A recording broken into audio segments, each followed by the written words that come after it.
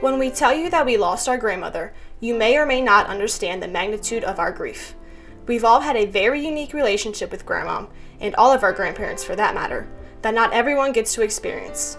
We are truly blessed to have spent our childhood and beyond sharing unforgettable times with G-Mom. It's amazing how close our family is and how wonderful the times are that we shared together. We have Grandmom to thank for that. Some of our fondest memories involve long weekends with her in a trailer at Rehoboth Beach. It was perfect. We'd spend all day on the beach, grab a slice of Grotto's pizza, and head back to Grandmom's to get cleaned up for a night on the boardwalk. A big bucket of Thrasher's French fries was always in the mix, along with a few boardwalk games that would get competitive at times. The futon on her screened-in porch was always a sought-after spot after a long, hot day or an early morning coffee session.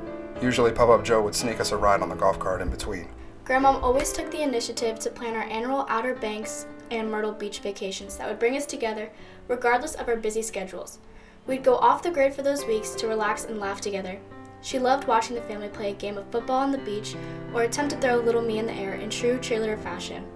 Grandmom knew how important it was for the family and the cousins to spend quality time together. She also had a way of making us laugh, whether she meant to or not.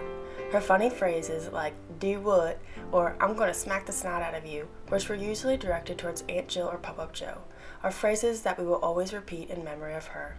One night, Lacey was painting Grandmom's toes after a family dinner. As she was painting, she stopped with a confused look and asked Grandmom what was on her ankle. That's when we all found out that Grandmom had gotten a tattoo with her girlfriends at 67 years young.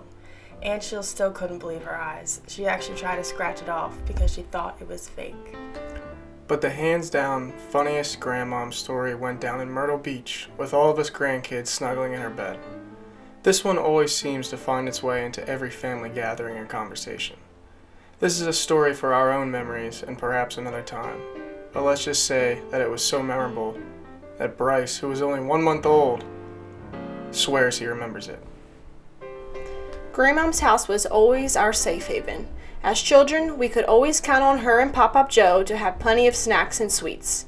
Naps were always better at Grandmom's as she rubbed our head and our feet while we drifted off.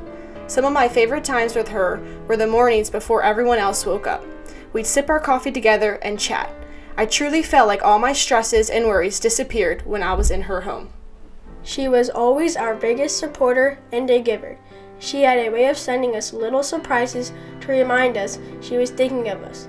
If we told her we liked her new copper frying pan, 2 days later we had an Amazon package at our door courtesy of Pop-Up Joe. They attended as many of our sporting, cheer events, go-kart races, graduations, birthdays, and other special occasions as they possibly could, whether that meant traveling to Louisiana for a volleyball game or to Cape May, New Jersey for a military advancement ceremony. They'd be there. Cadence and Lainey, her 2 great-grandchildren, are blessed to have shared the time they did with her. She loved them so much, and it pains us deeply to think she won't be able to see them grow. Ethan and I are now expecting her 3rd great-grandchild, and the look on her face when we told her the news over FaceTime was unforgettable. It comforts us to know she's no longer in pain. Although she won't be with us physically for our life's next milestones, like weddings, babies, and graduations, we'll always carry her spirit in our hearts and cherish the memories we have with her until we meet again in heaven.